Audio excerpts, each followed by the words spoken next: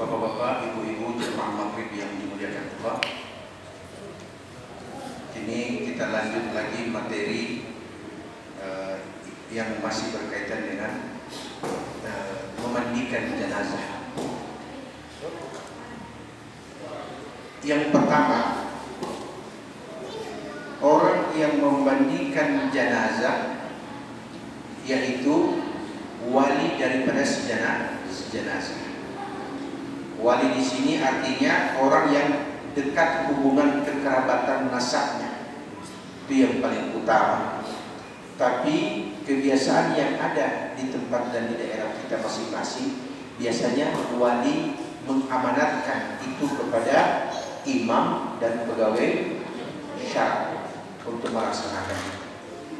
Jadi intinya walaupun imam atau pegawai syara yang melaksanakan proses penyelenggaraan jenazah tetap juga atas izin si wali dari sebagian. Nah, orang yang memandikan jenazah, kata Nabi, liyasil mautakumul ma'munun. Hendaklah orang yang memandikan jenazah itu orang-orang yang amanah. Siapa mereka orang-orang yang amanah? Yang pertama, tidak suka menyebarkan aib yang ada pada tubuh jenazah. Tidak boleh. Ya. Kenapa tidak boleh menyebarkan aib? Karena dalam agama menyebarkan aib itu dosa besar. Dosanya sangat besar. Apapun yang dilihat, apapun yang dia dapati daripada kekurangan jenazah, wajib disimpan untuk dirinya dan tidak boleh disebarkan keluar. Karena dampaknya nanti akan terjadi fitnah. Akan terjadi fitnah. Apa itu fitnah? Yaitu, oh dia waktu ada hidup begini. Pantas waktu mati jadi begini. Padahal rahasia amal ibadah manusia bukan manusia yang menilai apalagi mentakarnya, tapi Allah Subhanahu wa ta'ala. Jadi paham ini?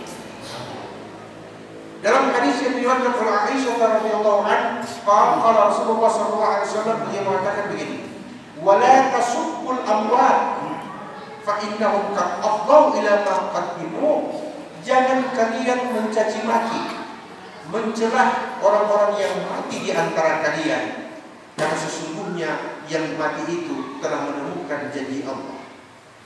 Jadi kalau dia buruk, dia sudah lihat amal buruknya akan dipersegerakan balasannya. Jadi untuk apa lagi kita mencaci maki orang yang sedang menjalani proses hukuman kalau dia orang yang buruk? Dan untuk apa kita mencaci maki orang yang belum tentu buruk menurut Allah Subhanahu wa ta'ala? Itu hikmahnya. Jadi memandikan jenazah ini, kalau dia dari pengurus masjid, pegawai syar'i, harus dipilih orang-orang yang amanah, yang bisa menutup aib si mayit. Karena dalam sabda Nabi yang lain, Nabi mengatakan, "Man satara aiba akhihi fid dunya, satarallahu aibahu yaumil qiyamah." Siapa yang menutup aib saudaranya di dunia, maka aibnya di akhirat pun akan Allah tutup di hadapan manusia. Ini menjadi dasar tentang yang memandikan harus orang yang amanah. Kemudian setelah mayit tadi diistinjakan, ya, tadi istinja, sebaiknya bilangan kain yang dipakai untuk istinja ganjil itu. Mulai, mari dari sini ibu supaya lebih dekat. Mari, dapat. Maju atau maju ke depan sini. Ya, kalau lebih dekat lebih bagus mendengarnya, dan kalau mau bertanya juga lebih mudah saya dengar.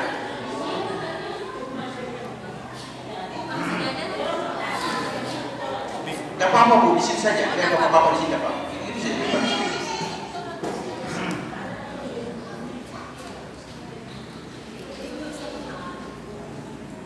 Sudah. Jadi kain yang dipakai untuk istinja sebaiknya ganjil. 3 potong atau 5. Kenapa ganjil?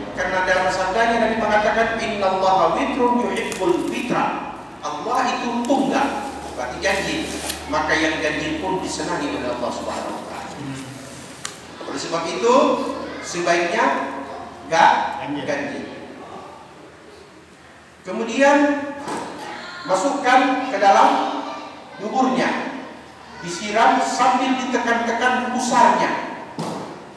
Jadi jangan cuma dikasih bersih, tidak ditekan Bu ya. Tekan pusarnya si mayit dan mendorongnya ke bawah supaya angin, kotoran yang masih tertinggal keluar dan dibersihkan bersama dengan mengalirnya air. Setelah kita melihat pada kain yang pertama masih ada warna, ambil kain kedua. Masih juga ada warna, ambil kain ketiga dan keempat dan kelima sesuai kebutuhan. Ingat tetap harus ganjil. Nah, setelah sudah menekan-nekan mulut si jenazah, sudah yakin bersih, sudah kita bilas, kemudian kita wudukan jenazah itu. Kita wudukan jenazah itu. Sesudah itu kita mandikan mandi janabah. Kita tidak pernah tahu apakah jenazah itu dalam keadaan junub ataupun tidak menjadi ukuran. Yang penting sudah wudu, kita janabahkan. Apa yang dipakai pada waktu mandi? Biasanya kita pakai kapur terus, apalagi sabun. Biasa kita pakai bidara atau kayu mandi, cendanan dan sebagainya. Itu gunakan di awal. Sesudah kita menyiram dengan air biasa, kita gunakan kapur baru dan sebagainya untuk menghilangkan bau mayat. Setelah itu kita siram dan bilas kembali sampai dia bersih dengan membalik-balikkan tubuh jenazah supaya bersih dari depan hingga belakang. Bisa paham ini, Bu? Kemudian memasukkan jari kita ke mulut si mayit sambil menyiram untuk membersihkan mulutnya. Ustaz, kalau mas-mas mau dia gigi?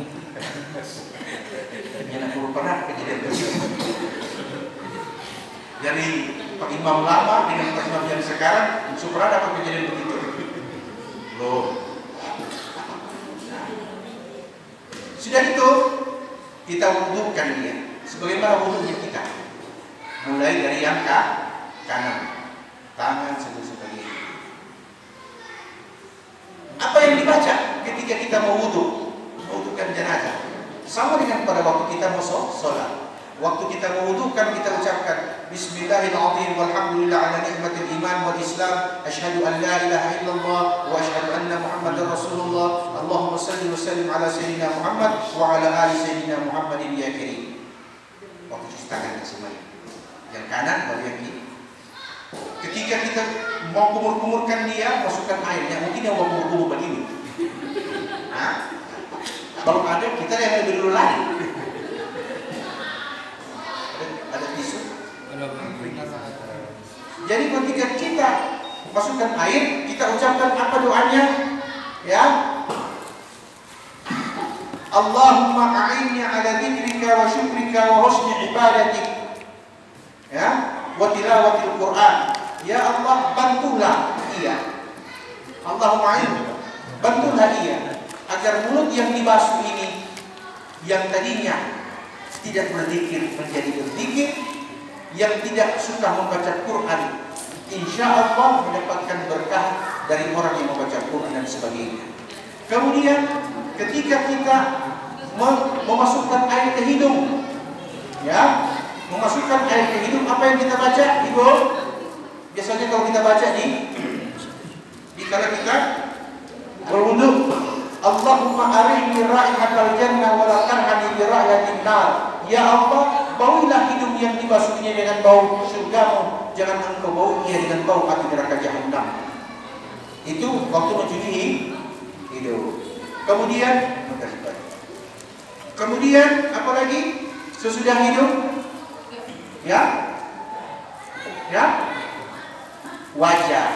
Nah, pada waktu wajah kita ucapkan niatnya, nawaitu an atawadda'ahu hadzal mayyit lillahi ta'ala. Saya niat membutuhkan mayit ini karena Allah Subhanahu wa taala.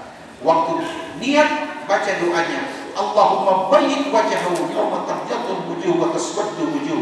Ya Allah, putihkan wajahnya di hari kiamat, karena di hari itu ada wajah yang putih karena amal saleh dan ada yang hitam karena amal keburukan.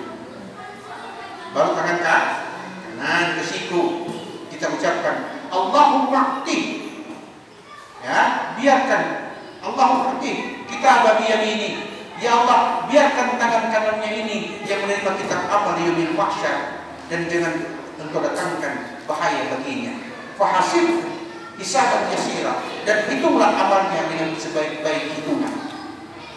Membasuh tangan kirinya kita ucapkan Allahumma la taqtim bisimale wala min wara'i dhahri. Ya Allah, jangan biarkan tangan kanannya ini mengambil kitab amalnya di yaumil mahsyar, dan jangan pula dari arah belakangnya, karena ini mendatangkan binasa baginya. Kemudian kita membasuh apa lagi? Kepala. Allahumma azil tahta zilluka yawma la zilla illa zilluk. Ya Allah, naungi kepalanya ini di bawah naungan arsy-Mu, karena hari itu tiada naungan kecuali naungan. Sebab ketika kita mencuci kedua telinganya, kita ucapkan apa, Bu? Ya, Allahumma ja'al, ya Allah, jadikan kedua telinga yang dibasuh ini, ya Allahumma ja'alni, jadikan kedua telinga ini hanya mau mendengar hal yang baik dan suka mengikuti apa yang baik. Fayattabi'u ma'ahsana, mengikuti apa yang baik. Bisa dipahami, Bu? Sesudah kedua telinga apa? Pak, kaki kanan sampai ke mata kaki. Kita ucapkan apa? Allahumma tsabbit qadami ala siratil mustaqim yauma tazillu fihi al-aqdam. Ya Allah, kokohkan dan mantapkan kakinya di jembatan siratal mustaqim, karena di hari itu banyak kaki yang tergelincir karena dosa.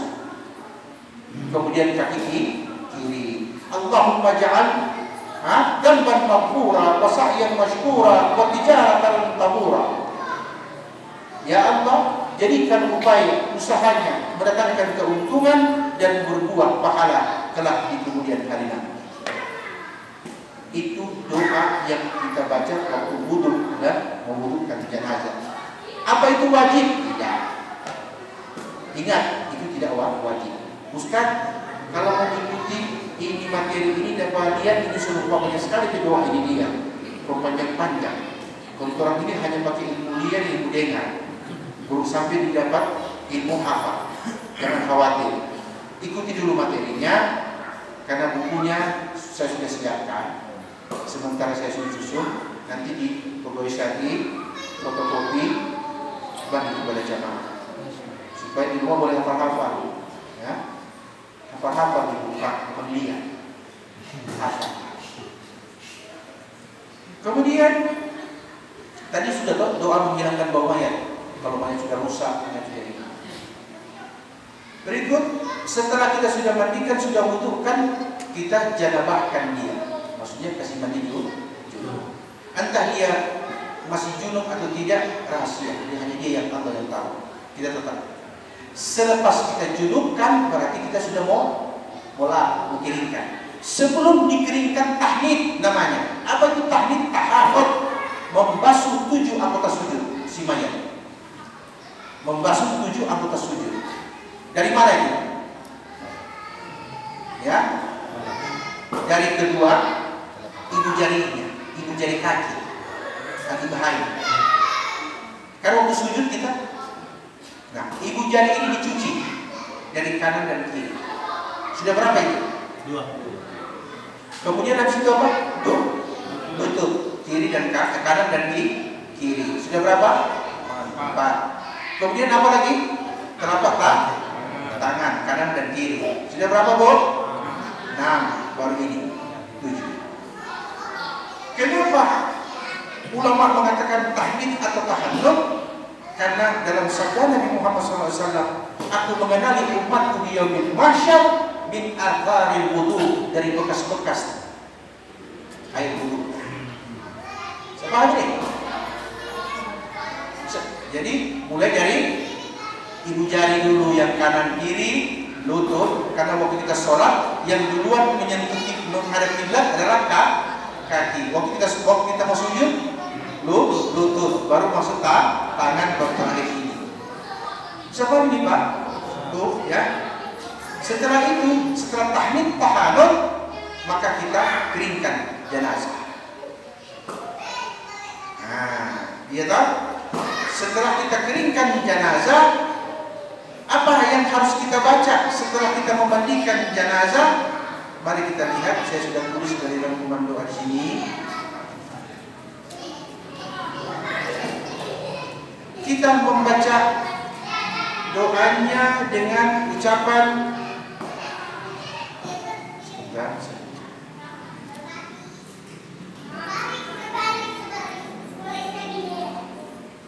Bismillahirrahmanirrahim.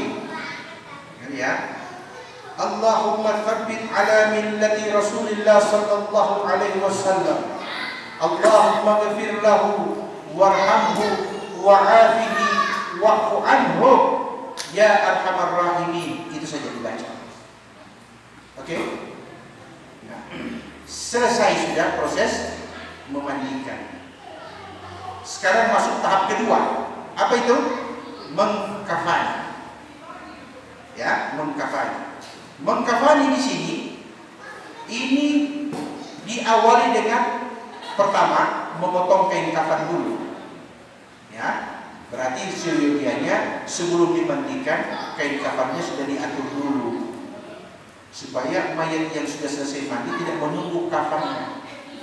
Ya, tapi kita ikuti sesuai urutan saja supaya paham. Waktu kita akan memotong kafan, nah ini doanya memotong kafan. Dengarkan baik-baik. Bismillahirrahmanirrahim. Allahumma ja'al libasahu 'anil karim wa adkhalahu jannata bi rahmatika ya arhamar rahimin. Ini doa potong kafan.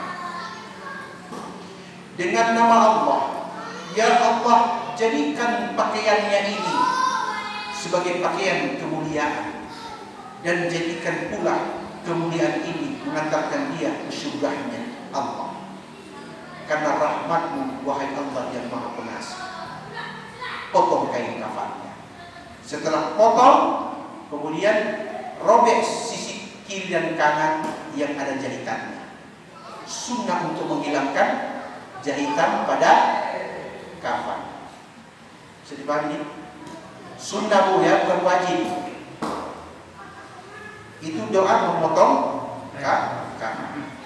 Sesudah itu, sesudah kita memotong kafan, kemudian kain kafan terbagi tiga. Perhatikan ini. Ada tiga bentuk kain kafan. Yang pertama namanya mizar. Yang kedua namanya qamis. Yang ketiga namanya izar. Coba ulang. Mizar. Kedua qamis. Ketiga izar. Izar. Apa itu mizar? Mizar yaitu potongan kain kafan min surah ila rukbatain, yaitu kain yang menutup dari mulai pusar sampai ke lutut. Karena ini aurat besar. Aurat besar. Jadi potong kain untuk lingkaran. Itu namanya mizar. Min surah ila rukbatain. Paham ini? Sesudah itu potong kain yang ketiga. Namanya qamis. Al-qamis minal mankibai atau minal katif ila sathil qadam. Kadamain. Yaitu potongan baju yang dimulai dari bahu sampai ke ujung jari kaki. Itu qamis namanya. Tidak ada kain, jadi saya tidak bisa praktekkan. cara memotongnya, ya, tidak ada, dan tidak ada juga orang yang mau jadi batin. Nah, jadi kaitkan seperti ini contohnya, ya. Contoh ya. Ada apa? Apa kain coba? Sudah, ini contoh lah. Ini potongan. Kain kapan ya? Ini potongan. Nah, potongan ini akan jadi begini nanti. Jadi panjangnya ini ke bawah. Kalau dia kamis, berarti mulai dari bahu tertutup sampai ke kaki. Nah, berarti ini ada lubang. Ada lubang, kemudian dikasih lubang lagi untuk kepala masuk. Maka dia akan bersandar di bawah sampai ke bawah. Itu namanya kamis. Kalau mizar, sarung yang kita potong untuk melingkar tubuh si mayit, mulai dari pusar tertutup sampai ke mata kaki. Bisa paham, Bu? Coba. Itu yang kedua. Kain kafan yang ketiga namanya izar. Izar itu artinya mulai dari ujung rambut tertutup sampai ke ujung kaki. Wayazid, dan ditambah beberapa sentimeter untuk ikatan. Paham? Ada berapa kain kafan, Bu, namanya? 3. Apa yang pertama? Mizar. Yang kedua? Qamis. Yang ketiga? Izar. Itu kain berujung seperti itu. Itu yang dimaksud 3 bentuk kain kafan. Dan untuk wanita ditambah lagi 2 jadi 5. Saya paham? Saya ngerti? Oke. Setelah kita memotong kain kafan tadi, kemudian ini niat mulai mengkafani. Bismillah, ya, ala millati Rasulullah sallallahu alaihi wasallam, nawaitu takfin hadzal mayyit fardhu kifayah lillahi ta'ala. Dengan nama Allah, semoga Allah tetapkan dia pada agama Rasulullah.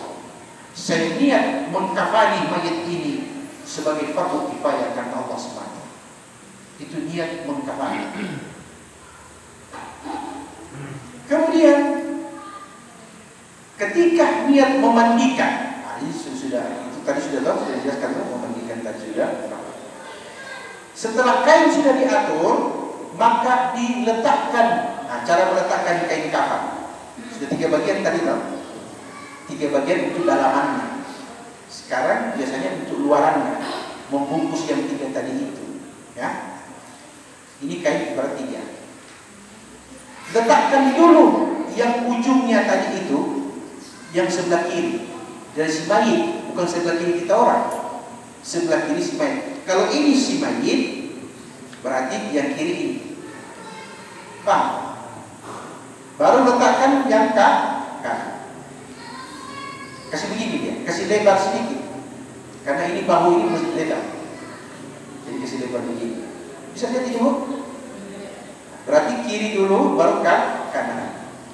Baru letakkan yang ketiga itu di tengah. Baru mayatnya. Pada waktu kita akan membungkusnya, mulai dulu masuk yang kiri, seperti orang sholat. Allahu Akbar. Paham? Kiri, baru kanan. Begitu juga kiri, kanan. Bisa paham nih? Di bawah ini sebelum letakkan ini yang kiri dan yang kanan, letakkan dulu 7 tali kafan. Yang pertama di atas kepala. Yang kedua letakkan di bawah. Ini contoh tadi ya, letakkan begini di ujung kepala. Kemudian bahu. Kemudian pinggul, ya. Kemudian lutut. Kemudian ujung kaki. Jadi lutut. Nah, jadi ada 5, ya, 5 ujung tali kafan. Letakkan dulu itu secara memanjang. baru letakkan kain kafan di atasnya yang kiri dari si mayit, baru yang kanan, baru masuk yang tengah. Bungkusnya mulai dari yang kiri masuk kanan, jangan terbalik. Jangan terbalik. Sudah paham? Perempuan laki-laki sama. Nah, setelah itu letakkan di atas kain kafan tadi itu mizarnya, gamisnya, kemudian izarnya. Oke? Seperti ini. Nah, setelah itu letakkan di bawahnya itu kapas untuk mencegah jangan si mayit mengeluarkan cairan-cairan tertentu sehingga menembus kafan luar. Oke? Letakkan.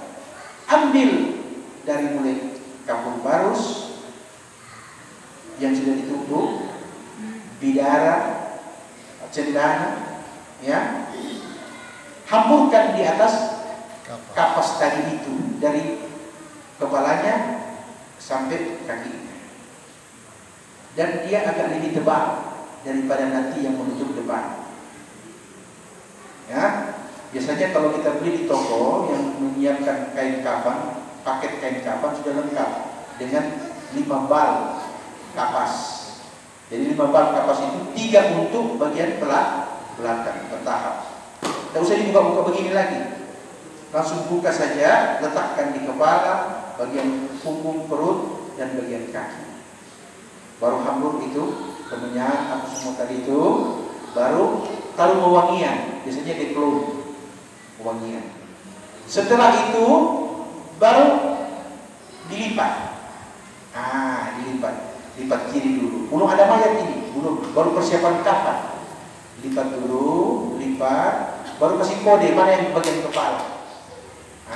Yang bagian kepala dilipat. Ini lipat 3. Yang lebih ini kepala. Diikat kain kafan yang lain. Supaya pada waktu selesai dimandikan, ini tinggal dibuka, dilebarkan, mayat diletakkan, tinggal dibungkus. Sepaham? Bisa dimengerti? Nah, kemudian pada waktu mengikat kafan, ketika sudah ada mayit mengikat kafan, jangan ikat dengan ikatan mati, tapi ikatan hidup, maksudnya simpulnya. Setelah sudah diikat, jangan simpulnya di sini, taruh di sebelah kiri apa kanan? Sebelah kiri simpulnya si mayit. Karena waktu dia dibaringkan di liang lahat, yang kanan ke tanah, yang kiri di atas. Karena pada waktu akan diazan dan diiqamatkan, ini akan dibuka tadi. Sehingga tidak perlu molol begini lagi mencari begini, karena sudah di sini sebelah kiri. Bisa paham? Disorong. Itu cara. Oke. Ini yang kita takut ketika satu taruh di kanan, waktu lolo begini, baik dan begini, apa yang ngajar-ngajar di sini? Kita rasa itu yang badan jiwa dari bang buka itu sudah ada di sini luar biasa. Ya, semoga ini Pak. Sekarang setelah sudah ikat sudah itu kita simpan. Simpan. Mayat tadi sudah dimandikan tadi tahu, sudah selesai. Nah ini dibuka. Jadi kasih kode. Orang yang memandikan sebaiknya jangan berbicara. Diam. Kalau dia berbicara tidak sah, bukan tidak sah, makruh. Ya, apa? Makruh. Setelah sudah mandikan, masukkan kain kafannya, masukkan mayatnya, diikat seperti tadi saya contohkan. Kemudian perhatikan doa ketika selesai mengkafan. Nah, saya sudah tulis, tinggal nanti. Nah, waktu mengkafani, doa yang kita baca adalah Allahumma inna nas'aluka min khairin ma sa'alaka min 'abduka wa nabiyyuka Muhammadin sallallahu alaihi wasallam wa 'ibadika shalihun wa na'udzubika min syarri ma ista'adha 'abduka wa nabiyyuka Muhammadin sallallahu alaihi wasallam wa 'ibadika shalihun antal musta'an wa 'alaikal bala. Allahumma waqqihi min 'adabik wa min 'adabil qabr wa dhayqihi. Itu doa setelah kita selesai mengkafar. Ya Allah, kami bermohon kepada Engkau kebaikan sebagaimana kebaikan yang pernah diminta oleh Nabi Muhammad SAW dan orang-orang saleh. Ya Allah, kami berlindung kepadamu dari keburukan sebagaimana Nabi-Mu berlindung kepada Engkau dari semua keburukan dan orang-orang yang saleh. Antal musta'an, Engkaulah tempat kembalinya pertolongan. Wa 'alaikal bala, pada akhirnya kepadamu kembali segala urusan. Itu doa selesai mengkafar. Setelah itu masukkan, letakkan jenazah yang sudah dikeringkan tadi, kemudian ditutup dan diikat. Itu sudah diikat, letakkan dia di keranda. Di keranda. Waktu diletakkan di keranda, maka selesailah fardu kifayah bagian memandikan dan mengkafaani. Yang ketiga apa, Bu? Pak? Yang ketiga, mensolatkan. Bagaimana cara mensolati jenazah? Salat jenazah ada takbir, ada Fatihah, ada salawat, ada doa, tidak ada ruku, apalagi sujud. Paham ini? Ya. Mayat diletakkan di depan imam. Nabi mengatakan, man mata, barang siapa yang wafat, fa yusalli alaihi ummatun minal muslimina balaghu ayyakuna thalathata shuhuf illa ghufira lah. Nabi mengatakan begitu. Barang siapa yang mati di antara kalian, kemudian disolati oleh sekelompok umat dari kalangan orang Islam yang mencapai 3 shaf, maka balasan bagi si jenazah ampunan Allah untuknya. 3 shaf. Itu hadis diriwayatkan oleh Al-Baihaqi, Ibnu Majah dan At-Tirmidzi. Saya ulangi. Nabi mengatakan, man mata, siapa yang wafat, fa yusalli alaihi ummatun minal muslimin balaghu an yakunu thalatha suhuf illa ghufira lah. Barang siapa yang wafat kemudian ia disolati oleh sebahagian dari kalangan kaum muslimin dan salat itu mencapai 3 shaf, maka tidak ada balasan bagi si mayit kecuali ampunan Allah untuknya. Tapi Ustaz, orang ini cuma sedikit, tidak mencapai 3 shaf, 3 shaf pun susah. Nah, maka ulama mengatakan atur bahagi. Oke, yang banyak di depan, yang kedua berkurang, yang ketiga semakin kurang. Jadi kalau ada 5 orang yang sholat, nah, bikin 3 shaf. Bisa paham ini? Bagaimana caranya ketika kita akan melaksanakan sholat jenazah? Ketika saya masbuk, jadi sholat jenazah juga masbuk. Sudah ada tunggu orang lagi, betul, imam sudah takbiratul ihram. Bagaimana caranya itu? Tetap sempurnakan sebagaimana sholat jenazah. Kita dapat imam sudah takbir ketiga, tidak apa-apa, kita tetap takbir seperti awalnya. Pertama, takbir pertama, sebelumnya ada niat. Usalli ala hadzal mayyit arba'ah takbiratin fardal kifayah ma'muman lillahi ta'ala au imaman lillahi ta'ala. Saya niat mensolati jenazah ini dengan 4 kali takbir fardu kifayah sebagai makmum karena Allah semata. Allah, begini cara takbir. Ini jari menjari mata dengan telinga sambil menghadap kiblat, wajah ke depan, tidak boleh ke belakang. Karena apa? Wajah ini juga harus menghadap kiblat. Kalau duduk begini berarti anggota tubuh yang terakhir tidak menghadap kiblat. Allahu Akbar. Tidak menunduk. Kalau sholat sunnah dan fardu menunduk melihat tempat sujud. Karena sholat jenazah tidak ada sujud, maka tidak menunduk, tapi melihat ke depan. Melihat apa itu? Orang yang wafat. Kenapa melihat orang yang wafat? Al-maut akbarul mau'izah, kata Nabi. Mati itu peringatan Allah paling besar, supaya kita juga berpikir bahwa nanti kita yang akan disolati seperti ini juga. Saya paham? Allah Akbar. Takbir pertama membaca suratul Fatihah. Takbir kedua, jadi begini, Allah, tidak lagi turun tangan.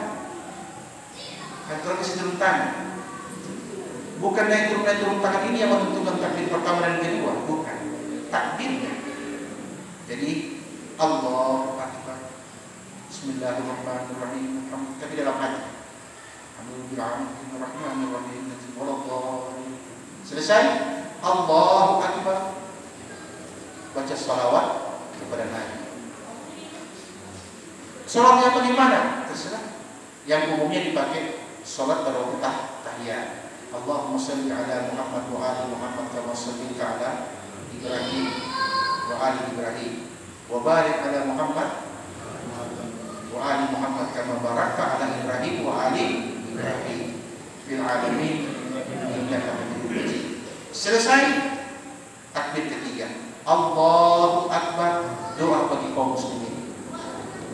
Doa bagi kaum muslimin. Apa itu? Allahumma ghfir lana dhunubana wa li jami'il muslimina wal muslimat. Atau Allahumma ghfir lana dhunubana wa li ikhwanina alladhina sabaquna bil iman wa la taj'al fi qulubina ghillan lil ladzina amanu rabbana innaka ra'ufur rahim.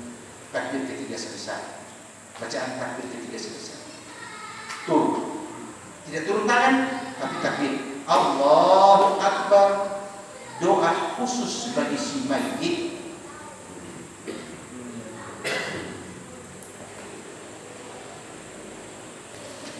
Perhatikan doanya. Karena tidak begini masyarakat hidup selama mencari. Takbir keempat untuk si mayit. Ada banyak macam yang diajarkan oleh Nabi.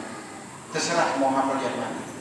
Biasanya kita baca Allahumma ghfir lahu warhamhu wa'afihi wa'fu anhu wa akrim nuzulahu wa wasi' madkhalahu wa nawwir qabrahu dan seterusnya. Atau Allahumma ghfir li hayyina wa mayyitina wa saghirina wa kabirina wa dzakarina wa unthana wa ghaibina wa shahidina. Allahumma la tad'a lana dhanban illa ghafarta wa la 'aiban illa satarta wa la maridan illa shafaita wa la mayyitan illa rahimta wa la daynan illa qadaita. Atau kita juga bisa baca Allahumma 'abduka wa ibnu 'abdika wa ibnu amatik kana yashhadu an la ilaha illa anta wa anna 'abdu wa anna Muhammadan 'abduka wa rasuluh wa anta a'lamu bi. Allahumma in kana muhsinan fazidhu fi ihsani warfa' darajatahu وقه عذاب القبر وكل هول يوم القيامة وابعثه من الآمنين وإن كان مسيئا فتزوج عنه وبلغه بمعرفتك وطولك درجات المحسنين. اللهم فارق من كان يحبه من سعة الدنيا والأهل وغيره إلى ظلمة القبر وضيقه وانقطع عمله وقد جئناك شفاعا له ورجونا له رحمتك وأنت أرأف به. اللهم ارحمه بفضل رحمتك فإنه فقير إلى رحمتك وأنت غني عن عذابك. Ya Allah, ini adalah hamba, maksudnya jenazah. Wabnu abdik, dan ini adalah anak laki-lakinya dari hambamu yang laki-laki. Wa amatik, wabnu amatik, dan ini adalah anak laki-laki dari hambamu yang perempuan. Berarti doa ini masuk ayah, masuk ibu juga. Ini doa. Allahumma abdu, ya Allah, Allahumma inna hadha abdu, ya Allah, inilah hambamu yang laki-laki atau perempuan. Ya. Wabnu abdi, dan dia ini adalah anak laki-lakinya. dari hambamu yang laki-laki, berarti ayahnya. Sebab wal mu'amatik, dan anak laki-lakinya dari hambamu yang perempuan. Karena yashhadu an la ilaha illallah, sesungguhnya hambamu ini di waktu hidup dia pernah bersaksi sesungguhnya tiada Tuhan kecuali Engkau, dan sesungguhnya Muhammad adalah hambamu dan rasul. Wa anta a'lamu bi, sedangkan Engkau Tuhan Maha mengetahui tentang jenazah ini. Allahumma in kana muhsinan, ya Allah, jikalau sekiranya yang mati ini orang yang baik amalnya, fazid fi ihsani, tambahkan kebaikan untuknya. Warfa' darajatah, angkat derajatnya. Waqih adzab al-qabr, dan jauhkan dia dari siksaan kubur. Wa kullu haulin yaumil qiyamah, dan dari huru haranya peristiwa kiamat nanti. Jauhkan dia. Kemudian wa ba'athu minal aminin, bangkitkan dia kelak nanti bersama orang-orang yang mendapatkan jaminan keamanan dari Engkau. Wa in kana musian fatazawaz anhu, tetapi sekiranya yang mati ini orang yang banyak dosanya, fatazawaz anhu, lepaskan dia dari segala hal yang Engkau benci. Kemudian wa balaghu bi maghfiratik, biarkan ia memperoleh ampunanmu. Wa tulika darajatil muhsinin, dan biarkan dia memperoleh tempat derajat orang-orang yang berbuat kebajikan. Allahumma farika man kana yuhibbuhu, ya Allah, sesungguhnya Engkaulah yang pisahkan ia dari orang-orang yang ia cintai. Engkaulah yang pisahkan ia dari orang-orang yang Engkau cintai, dari luasnya dunia dan dari keluarganya. Wa ghairihim, dan dari orang-orang yang selain keluarga dan yang dia cintai. Kemana? Ila zulmatil qabri, Engkau pisahkan ia dari orang-orang yang dia cintai, menuju kepada gelapnya kubur. Dari dunia yang ada lampu LED menuju kegelapan kubur. Wa taiki, dan sempitnya kuburan itu. Wan qata amal, dan Engkau telah putuskan amal. Maksudnya apa?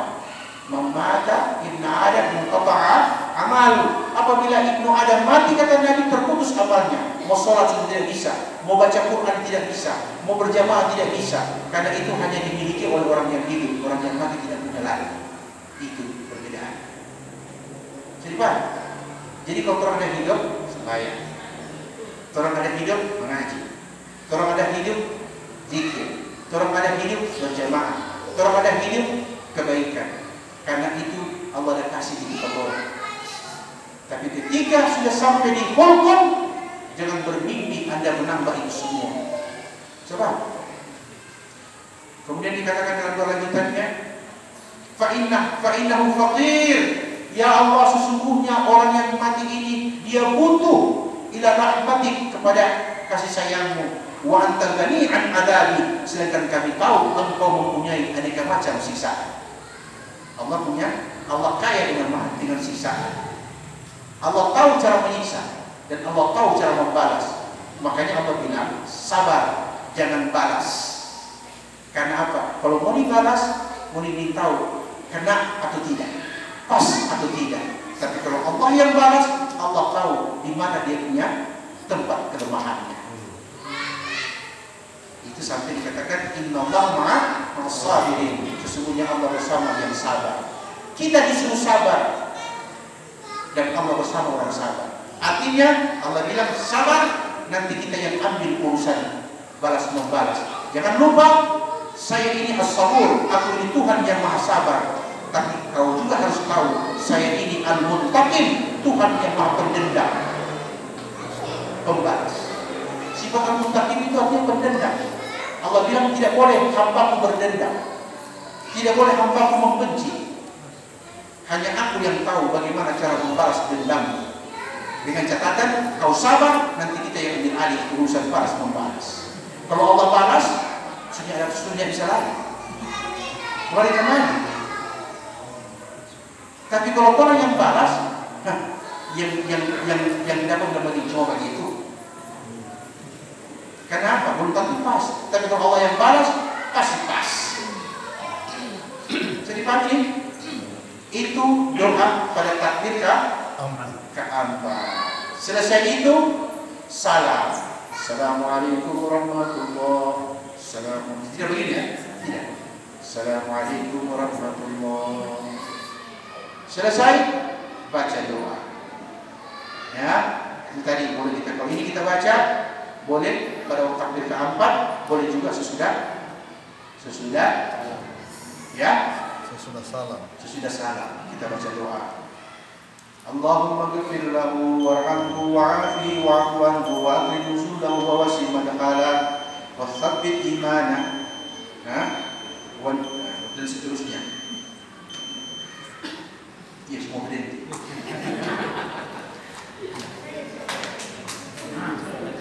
Selesai kafan mandi, kafan salat, memasukkan ke kubur.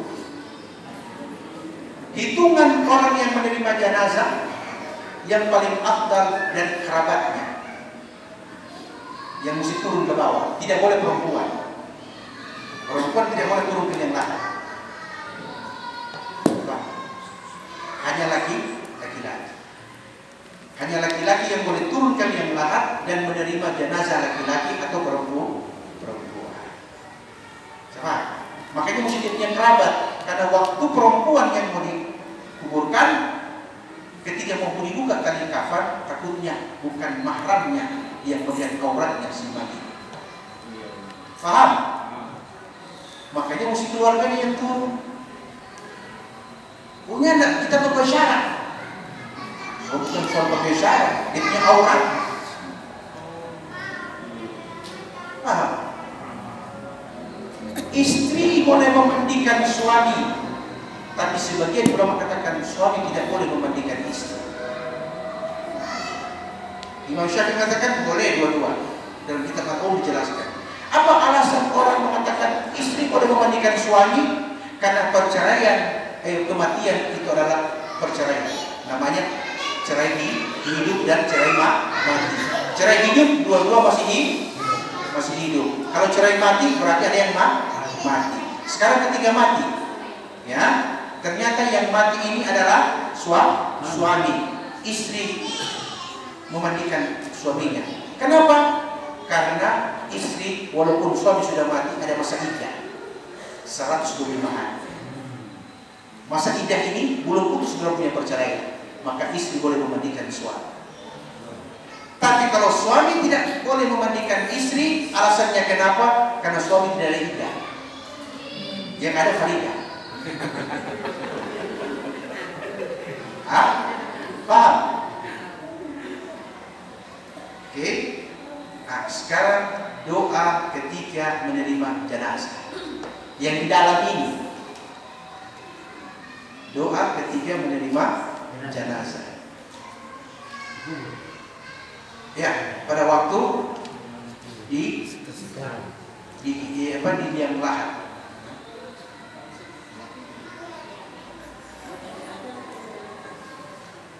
Dengarkan doa. Waktu menerima itu, letakkan si mayit itu, ya, memasukkan itu. Imam Syafi'i mengatakan masukkan dari arah kepalanya. Karena pada waktu Nabi wafat, Nabi masukkan dengan kepalanya dulu,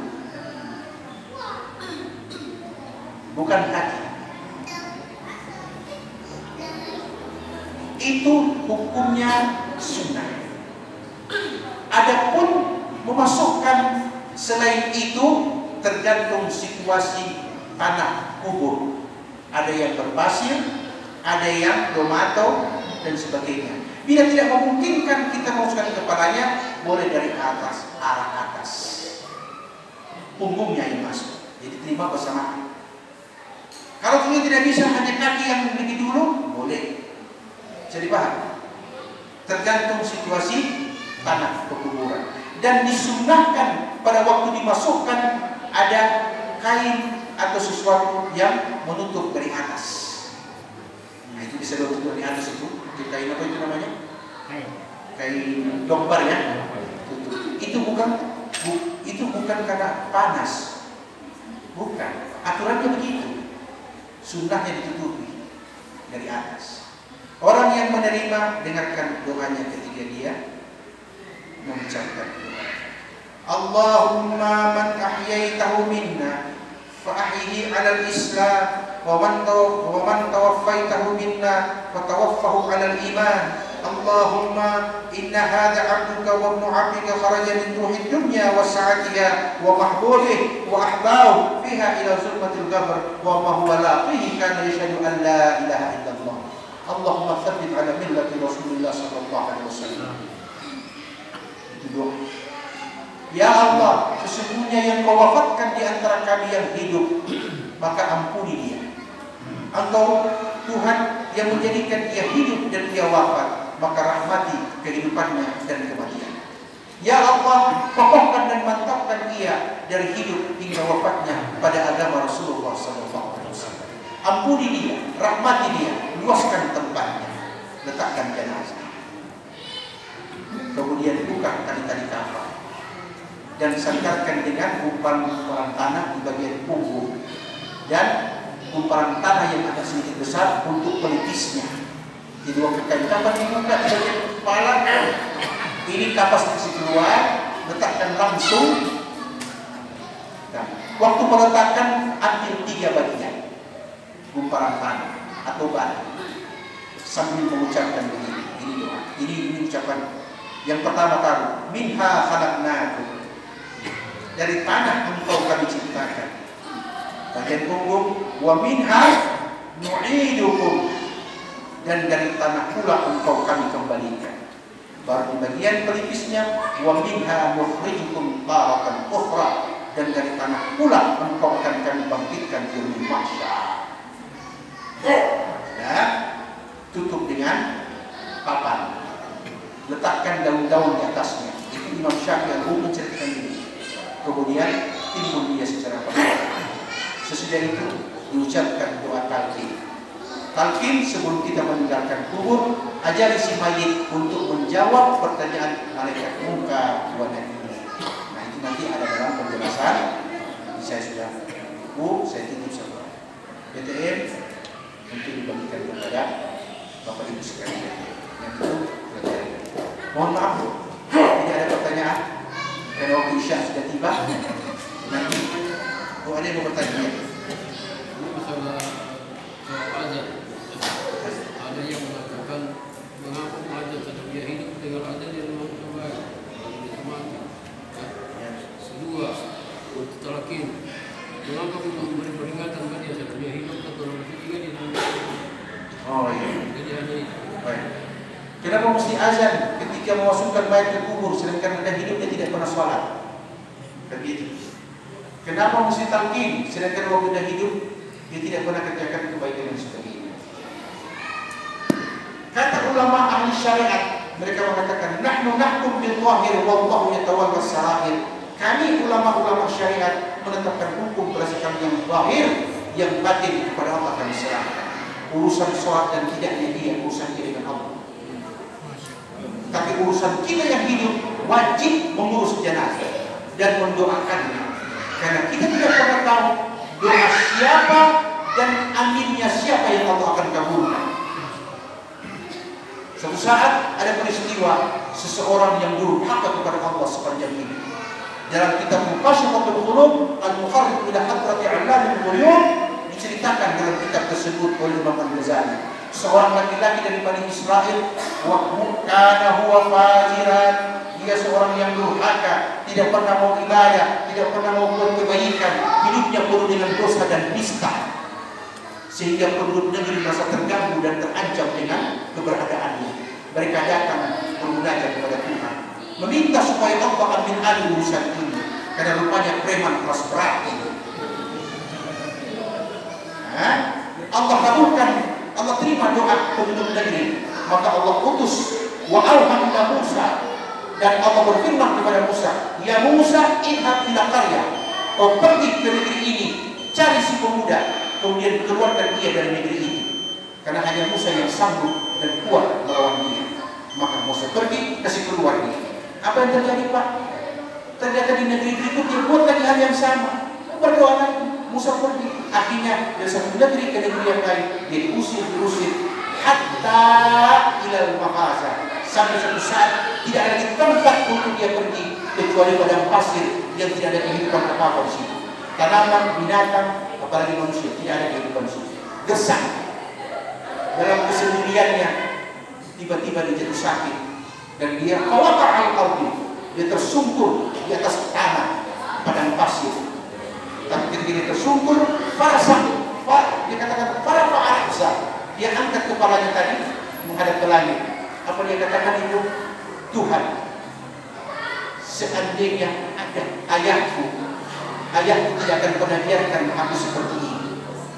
Kalau dia lihat saya punya penderitaan, jikalau sekiranya ada ibuku la rahimatni, pasti dia akan sedih dan mencintaiku, karena ibuku tidak mau melihat saya menderita seperti ini.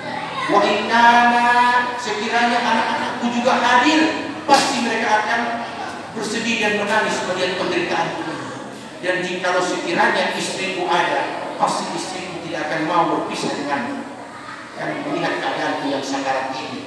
Ya Allah, Engkau boleh putuskan cintaku dan perhatian ayahku kepadaku, ibuku demikian, anakku demikian, istriku demikian, tapi jangan kau putuskan rahmatmu kepadaku, karena aku yakin bahwa Tuhan Maha Pengasih dan Maha Penyayang.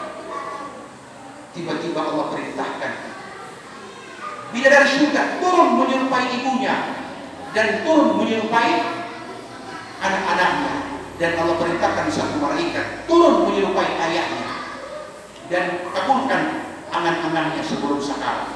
Datanglah bidadari menyerupai istrinya, menyerupai ibunya, dan dia berkata, ya Allah, ini kita punya mama di Suada, ini kita punya bini Suada, ini kita punya adik, ini kita punya papa. Khayalannya ini Allah wujudkan dengan memerintahkan para bidadari Hawa, bidadari dari surga menyerupai ibu, istri dan anak-anaknya. Demikian pula malaikat. Setelah dia sudah melihat itu, baru dia berkata, ya Allah, aku rela menerima hukuman ini. Aku ridha dengan apa yang Engkau tetapkan. Oke, tapi ketetapanmu ini aku yakin dan aku sangat percaya ampunanmu lebih luas daripada murkamu. Fakharaja minad dunya bil iman, maka dia wafat dalam keadaan iman. Maka Allah perintahkan Musa pergi ke tempat itu, urus jenazahnya, kafani dia, dan makmumnya adalah para bidadari dan para malaikat-malaikat. Baru Allah berkata kepada Musa, ya Musa, i'lam, ketahuilah, hada wali minal awliya, dia adalah waliku di antara para wali-wali. Preman tidak pernah berbuat kebaikan, tapi jadi wali di antara wali-wali Allah. Itu yang saya maksud. Orang urus sesuai dengan apa yang Allah perintahkan. Tidak usah urus dengan dia punya dosa dan dia punya kebaikan, karena Allah Tuhan yang Maha Tahu. Oke. Yang terakhir, seorang nabi ibadah 50 tahun, kemudian Allah berfirman, "Qad ghafartulah, aku telah ampuni engkau." Dia berkata, "Ya Rabb, kaifa taghfirli?" Tuhan, kenapa kau ampuni saya? Saya tidak pernah buat dosa, saya ibadah 50 tahun. Tuhan bilang, baik. Allah cuma kore sedikit, dia punya saraf tulang belakang yang orang bilang saraf kejepit. Cuma satu bulan kecil Allah kore. Satu malam, wala yanam fil lail, satu malam dia tidak bisa tidur. Datang malaikat subuh, datang malaikat subuh dan berkata, kenapa ini? Apa ini? Saya ini 50 tahun ibadah, tidak pernah buat dosa. Kemudian saya sakit begini. Malaikat bilang, kau beribadah kepada Allah 50 tahun. Oke. Kemudian kau tidak pernah berbuat dosa. Kau sudah merasa kau tidak wajar untuk diampuni karena tidak ada yang perlu diampuni. Tapi Allah mau tanya, baru saja sangat sedikit yang Allah korek, satu malam kau tidak tidur dan kau berkeluh kesah dengan ini. Maka kata malaikat, di mana nikmatmu? Saraf-saraf yang ribuan yang ada di tubuhmu. Mana rasa syukurmu? Jadi kau beribadah bukan karena berharap ampunan, tapi kau beribadah sebagai tanda syukur kepada Allah. Dengan itulah Allah memberi kau rahmat dan ampunan. Dua kejadian yang berbeda. Wabillahi taufiq wal hidayah. Assalamualaikum warahmatullahi wabarakatuh.